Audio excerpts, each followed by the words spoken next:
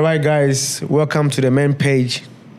Today, our conversation is titled From Faith to Work. Why some Africans abandon their religion when they move abroad. Is it exposure?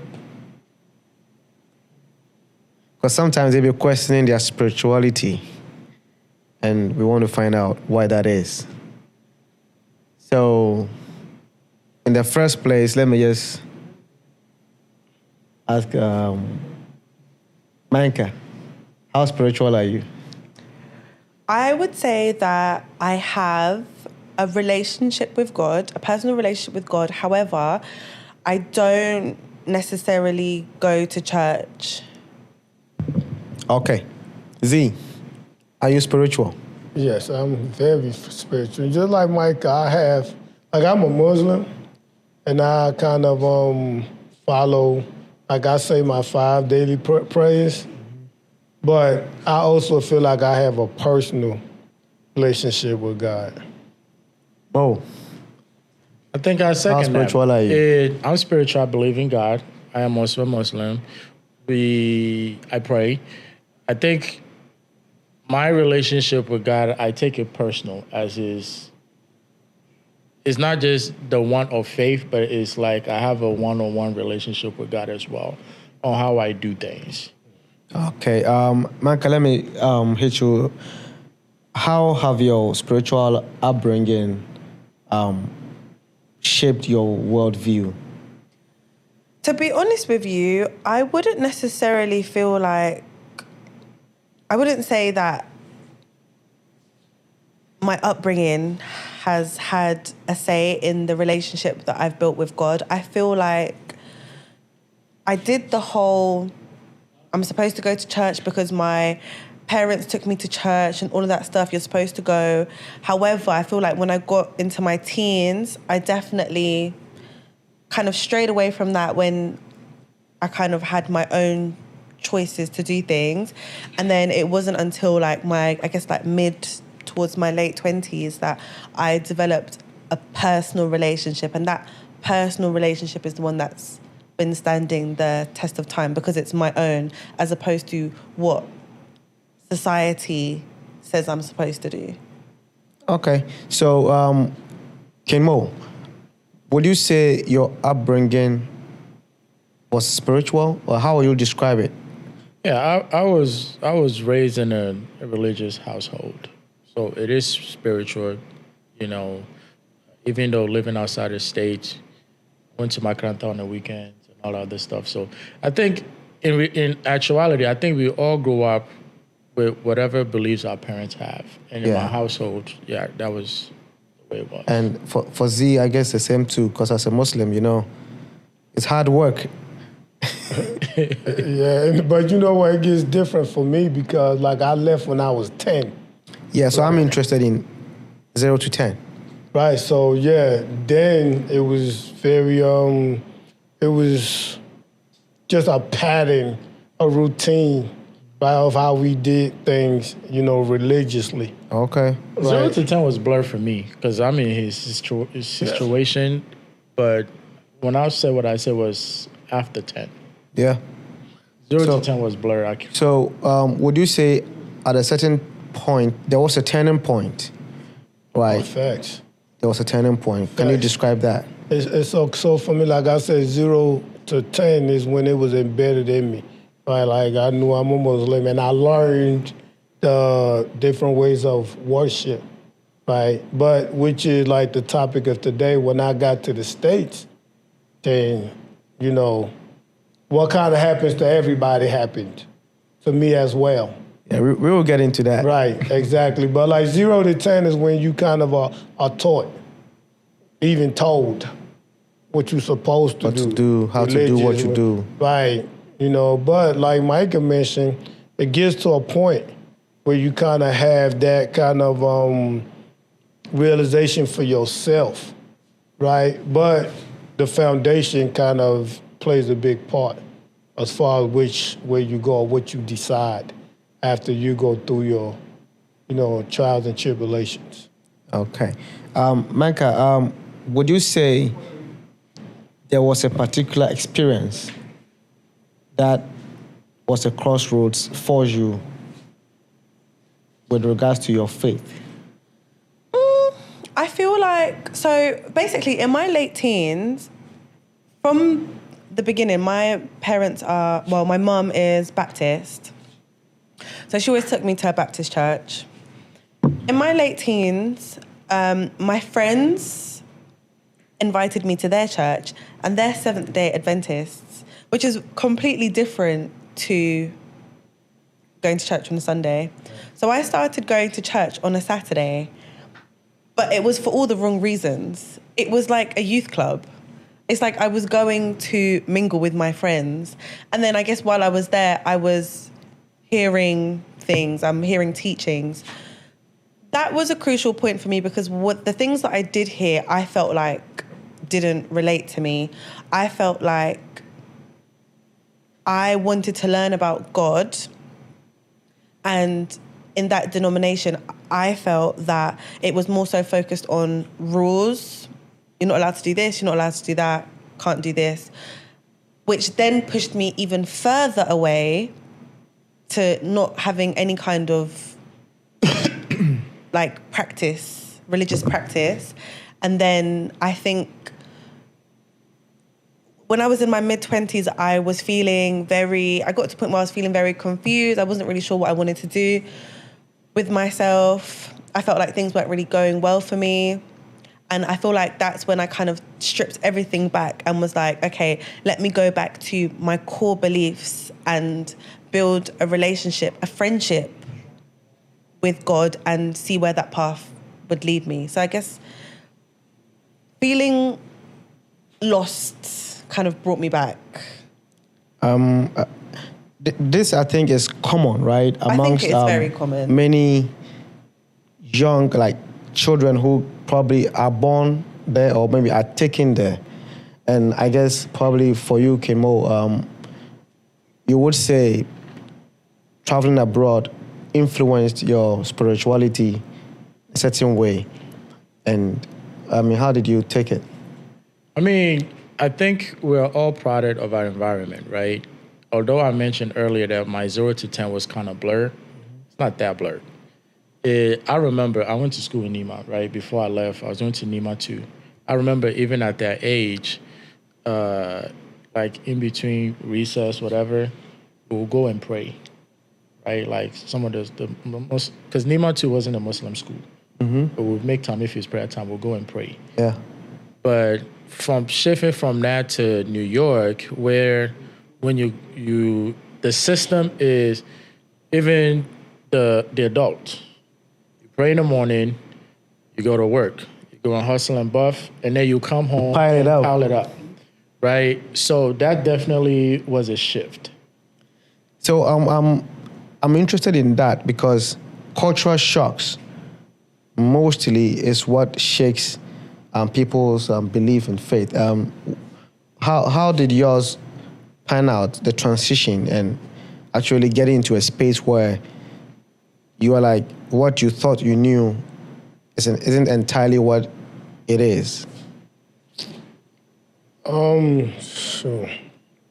Well, with everything, it comes with growth, right? I think that's like the biggest thing. That's the key, growth. With anything, like you have to get to a point where you actually accept it, kind of able to make it make sense, right, for yourself. Mm-hmm. Because religion is kind of easy here, at least for a Muslim. I'm sure even Christianity, because everybody's doing it, right? Like when you're in Ghana at a certain time, if you're a Muslim, everybody stops.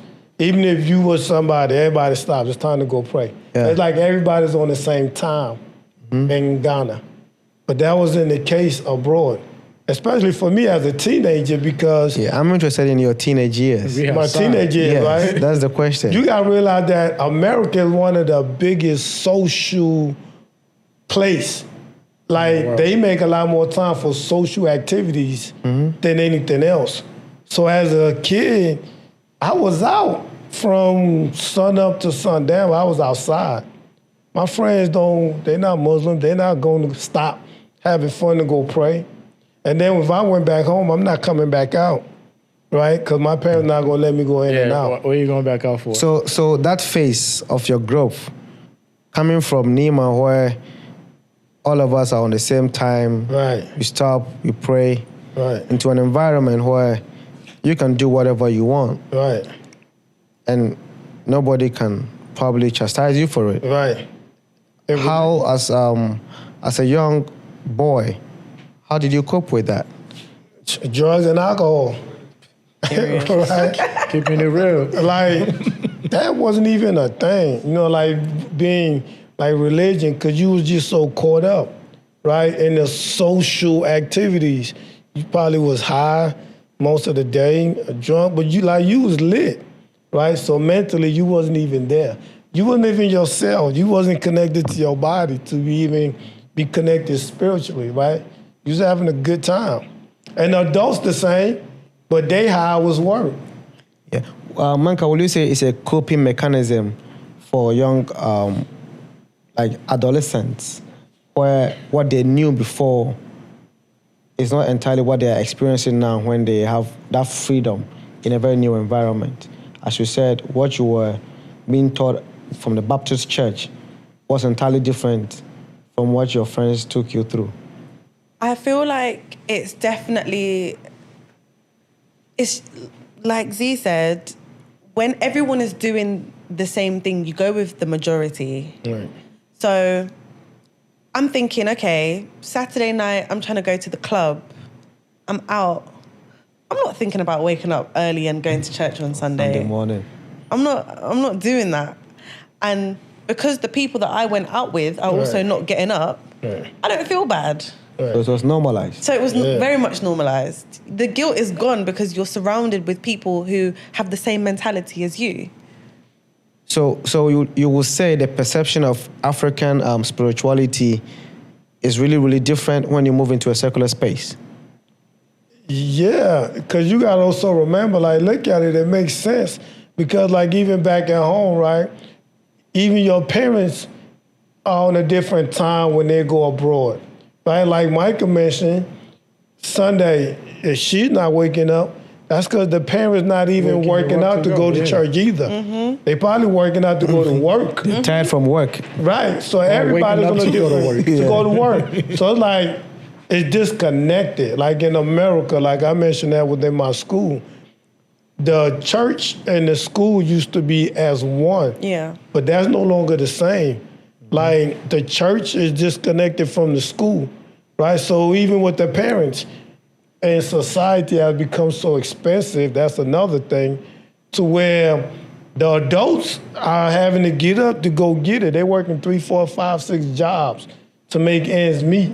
Okay. Right? So like now, like prioritizing church is not like that main focus anymore like it is back at home, right? With the parents getting up, making sure you go to church. Even the Muslim parents making sure everything is stopped to go to the mosque.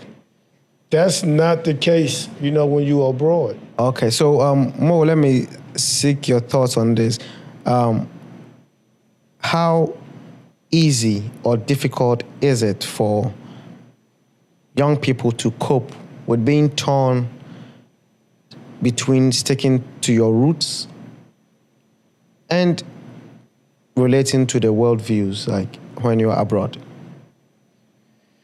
I think, like I mentioned, he said alcohol and some other stuff. Yeah. No, which kind of goes back to to what I initially said earlier. We are all product of our environment, right? Here in Ghana, when I was living in Nima, I can go every half a mile, I see a masjid, right? There's always, they're calling prayers. It's very easy for you to, no matter where you are, like he mentioned, you stop what you're doing to go and do. When I was living in the Bronx, and he could probably correct me, if I miss some, you can tell me. Yankasa on Eden. That was the only 2 at the time. See what I'm saying? Mm-hmm. And the thing about those two are actually like what, maybe a mile apart from each other? Yeah. But that's where all the Bronx has majority of the biggest Ghana community in the world outside of Ghana. But for the Muslim community in the Bronx, those are the two places that most of us go to, regardless of where you live. So now if you don't happen to live on the same block as that masjid, you're not hearing the prayer calls. No one is telling you to go and pray. It's when you get home, kai salat. Right? That should get the kai salat. But even then, your dad might come home from work and go to sleep because he's tired. He does his in his room and go. Yeah. So I won't necessarily say if the difficulty of it, but we all become a product of our environment. And based on what the teachings that you get at home is what's going to get you through it, because we don't have the resources of the community like we have here in Ghana, where you are your neighbor's keeper. Your neighbor got his own things going on, so you kind of like on your own. So it's a system where you unknowingly fall into easily, and you don't know what you do. So, Martha, do you have family in Ghana? No. You don't? Mm-mm. But do you have them in the UK? Yeah. So how did they relate to you with your kind of relaxed purpose towards religion and everything? My mom's quite relaxed too. She's like, when it comes to me, my mom's very much, she's got her relationship with God. She's got one prayer group that she's part of. They call each other every evening, they pray together. But in terms of physically going to church, she's quite relaxed on that too. I feel like the difference between the UK and what I've noticed about Africa is that when it comes to religion is very much community-based in Africa. It's very much like, it's not just about going to church, or, I mean, I can only assume going to mosque. It's about, you go there, you see your brothers, you see your sisters, like, you worship together. I feel like abroad, UK, America, it's very isolated because people have either gone their separate ways to be enjoying, partying, or they're working around the clock to be able to survive. That community aspect is gone. And when you don't have that community, it is easy to just put it to the back of your mind because there's no one to hold you accountable. So my mom can call me and she can, pray with me on the phone, but she's never going to be like, why are you not going to church? Because also, I have an issue with the differences between church in the UK and church in Ghana. My own personal thing that I noticed. What are the differences? I'm curious. Care to share with us? So, I've lived in Ghana on and off since 2019, so it's been a minute. I've attempted to go to church a few times, and what I found every single time, and this is in different areas. I've tried North Legon, I've tried Wager, I've tried Osu. Every time I go to church, it's very much bring money and this will happen to you. Like, it won't just be like an offer. I'm used to, offering and like tithe, like you pay. But it'll be like you do the offering and then there'll be like a second offering and then they'll be like, and if you want that job next week, sow your seed. And it just made it feel like, I didn't bring enough money. Like, why has it become about bring money for this and bring money for that? And I just felt like the message was lost. I felt like I would have rather put on one sermon on YouTube and I would have gotten the word, and maybe that money that I'm sowing my seed at church, I can go and buy a homeless person food or something and give in a different way. That's what I didn't like. Yeah, so perspective-wise, a friend mentioned why Africans would pray for, as you said, job. You mentioned job, so let me take your views on this, all of your... he says, Africa, mainly because of the scarcity of jobs, pastors make a lot of cash from it. Pray for it, sow your seed and do whatever it is. So you go to Europe, America, or anywhere else, and there's 3-4 jobs waiting for you. Just pull up and it's all yours. When that becomes, when that is crossed off your prayer point, what is your view now? Since your pastor was making money off you, praying for job, now you have it in abundance. Does that shift your perspective about how you view the church? As in, job not being a prayer point anymore, but you were being told to pray for it day and night. Can I? Yeah, I mean, go first all of on you this? can. So when me, right, I've seen the bottom of the bottom. If I tell you my story, you'd be like, damn, right? Like Damn. I've been the lowest of the lowest. Damn. I haven't reached the mountaintop, right? But I'm hungry, but I'm not starving, Okay. right? But I have never in my life prayed for money before.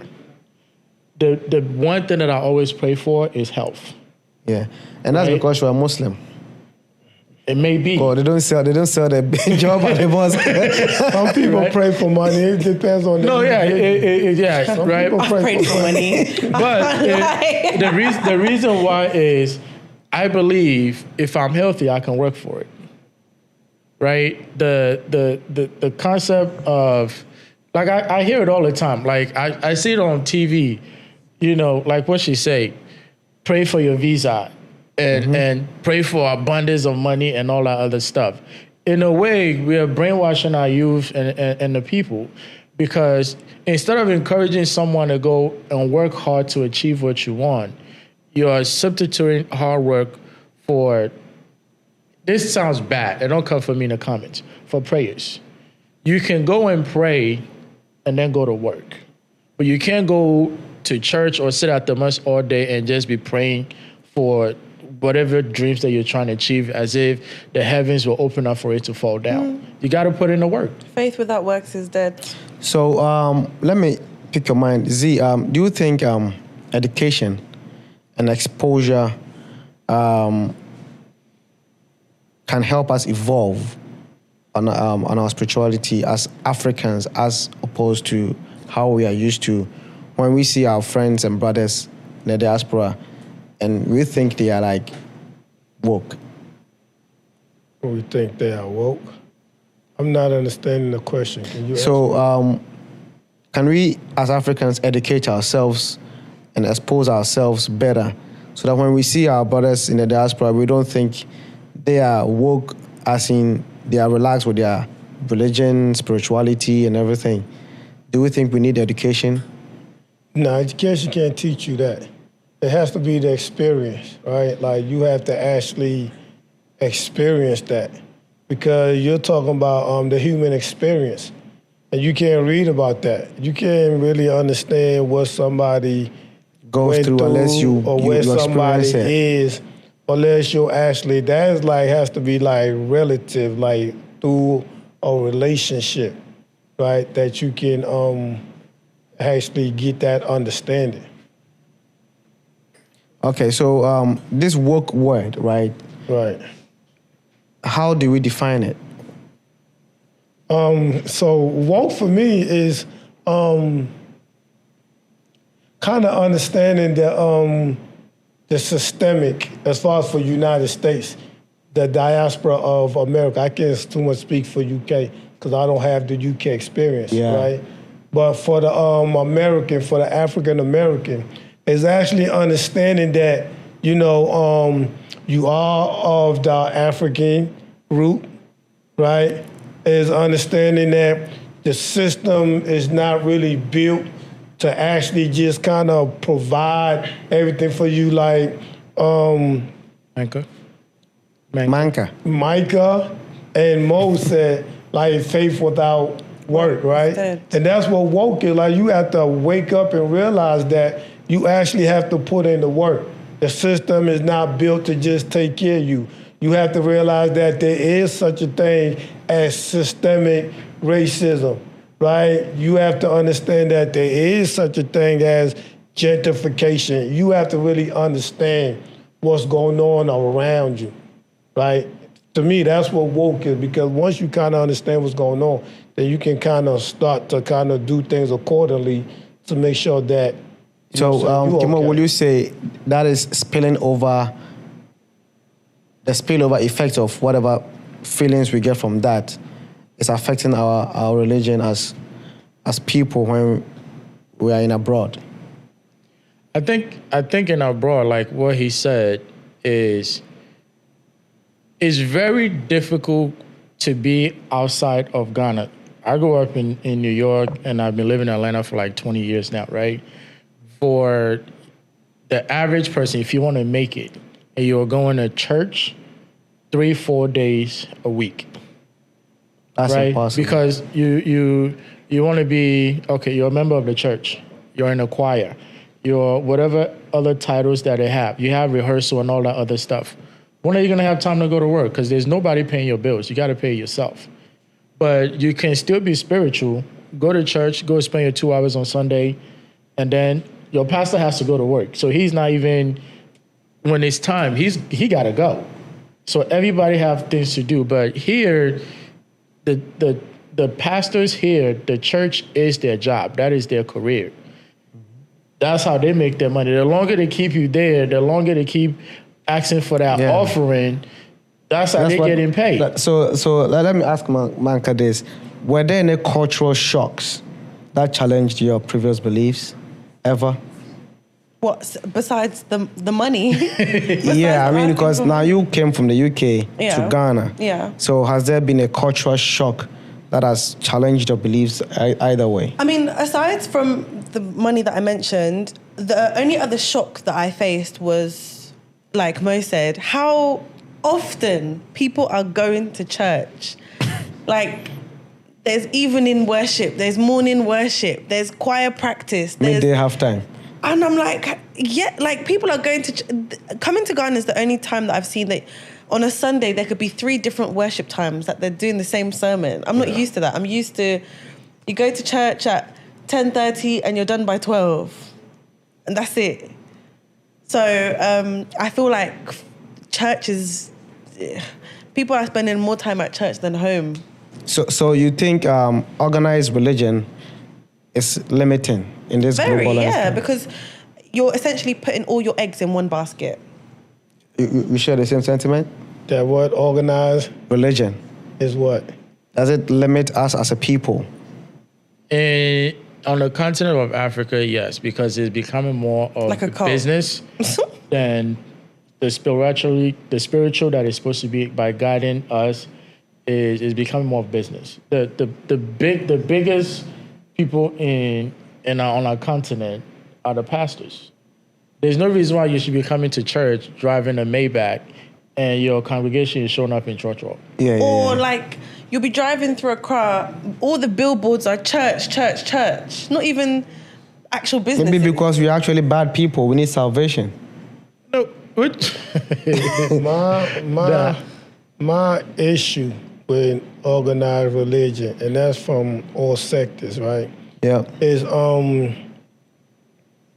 when it criticizes or doesn't allow individuals to question or to assess or analyze information, right, and, or challenge, right, or challenge statements or information. Religion expects you to just kind of just take the word for what it is. This is what was said, this is what the book said, and you shouldn't question that. I got an issue with that. As an educator, I believe you should question anything you have a question about, right? Okay. And I believe that if it's really true and pure, then you shouldn't be concerned or afraid or intimidated by my question. You should be able to articulate to me and convince me, right, and give me the information. But a religion really don't allow you that autonomy or that affordability. Once you start questioning, it's like, oh, you're not religious enough. I got an issue with that. So let me take your parting words. Do you think it's possible to reconcile religion and progress? To reconcile religion and embrace the progress that we term as woke? Yeah, because like to really get the progress and move forward, right? Like if you look at most of the world leaders, like look at the individuals in office, right? The politicians. A lot of them are not really religious, right? They're not leading off of religion. A lot of them are leading off of perspectives and ideologies, right? So I just feel like in order for, especially Muslims, to really compete in a political arena, right? we have to allow individuals to go kind of pursue education and knowledge, not only in the religious sector, but also like in politics and other areas, right? But a lot of times, like religion kind of just holds limits. down, pushing a box. So that's why I asked the question, if it tends to limit us. So can we reconcile faith and our progressive values? Nothing is impossible. But are we? It's very possible. Like, you got to be able to get out the box, right? Like where Mike is and where Mo is and where I am. Like, I have these conversations every day with, my community, right? Because it's almost like I'm a black sheep. I question. Yeah. I question stuff. That's what, education has allowed me. What's your thoughts on do. this? Remember at the beginning I said, spiritually, I believe in God, right? 100%. I believe you. I also believe that I have a personal relationship with God, which is personal, meaning between me and God, right? Not show off. It doesn't. I don't need to explain to you why I do certain things. As long as I believe within my heart, I'm good with God. I don't owe you any explanation.